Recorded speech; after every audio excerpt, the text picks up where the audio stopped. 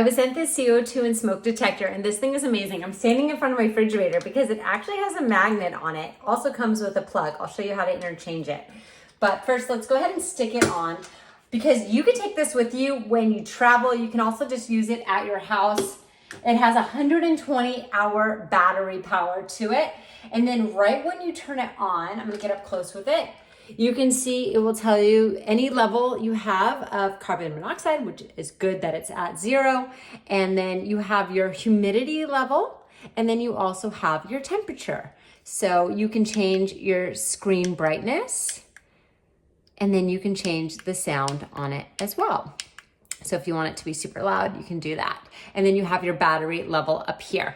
So if you do want to have it charging, you don't want to be using it as a magnet or a lanyard, you go ahead and push the button back here, and that's gonna open it. And then it just pops off like that. It's super simple. And then this has that. And that's it. Just pops right on. I love how simple that was.